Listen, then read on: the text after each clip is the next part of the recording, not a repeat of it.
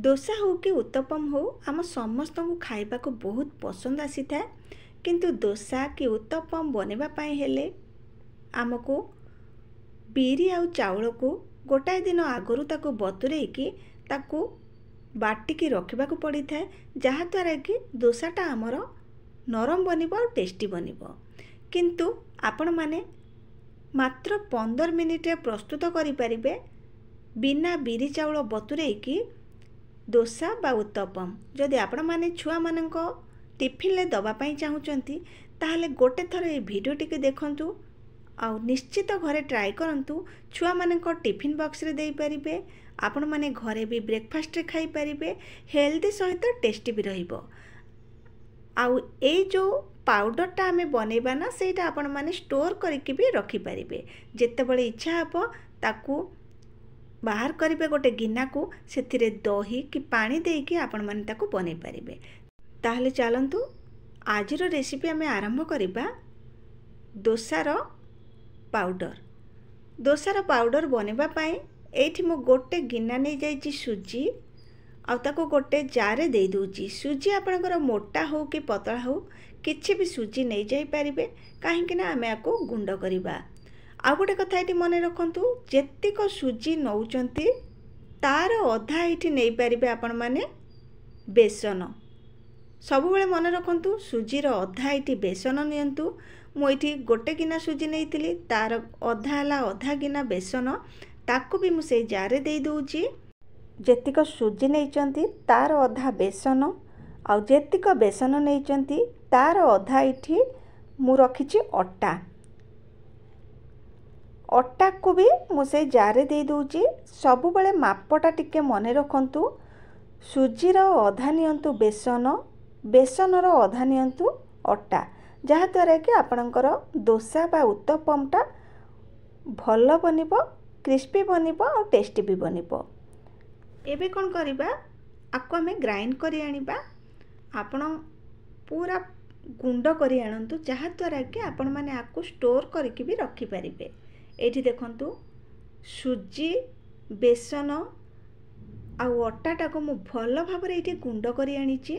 एटा हमर एबे दोसा बा उत्तपम बनेबा पई प्रस्तुत हो जाईची। जदि आपण माने आको स्टोर करबा पई चाहूचंती ताकू भी करि परिबे। एठी जेतिक आवश्यक मु सेतिक गोटे गिना को बाहर करी नउची, बाकी तक मु गोटे डबारे रखी नेबी। आउ जेतेबेले आवश्यक पड़िबो बा जेतेबेले बिरी चाउल आमे न बतुरई पारिबा, सांगे सांगे चाहिले आमे ही दोसा बा उत्तपम बनि पारिबा। एठी मु अल्प किछि नै जाईची से पाउडर रु, सेथिरे देई देली स्वाद अनुसार लूण, आउ एठी अल्प किछि दही देई दूची। दही देले आपणकर दोसाटा बहुत टेस्टी बनिबो।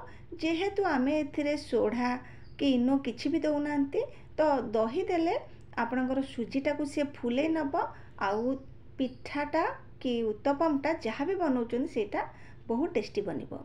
दही दे सारा परे ताको अल्प पानी देके मुझे गोले नौची। आकु एबे आमे 10 मिनिट रेस्ट होबा पई छाड़ी दबा, काहेकि ना सुजीटा हमर टिके फुली जिवो। ता मझिरे आमे बनै नबा उत्तपम पई अल्प किछि परिबा एठी काटी नबा। परिबा आपणक मन पसंद एठी देई परिबे, जहाँ आपणक छुआ खाउथिबे ताकू नै जाई परिबे।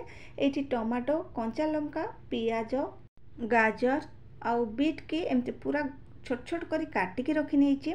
एठी देखंतु 10 मिनिट परे हमर एही आणटा टिके बसी जाईची। सेथरे कोन करबा, अल्प टिके पानी देकी आमे जेमती चकुली बनांती ठीक सेमती ही तार आणटा बनै नबा। एठी देखंतु एटा हमर परफेक्ट हे गला।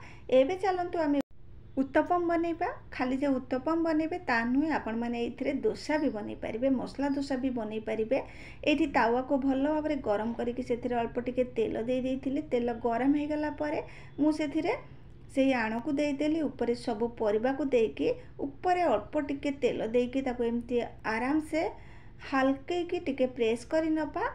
आउ गैस रो फ्लेम को मीडियम रे रखिकी आमे भल भाबरे ताको दुई पेट को लेउटेकी एठी आमे उत्तपम को बनै नबा। आपण माने देखि पारुथिबे केते बढ़िया कलर गोटे आसीची।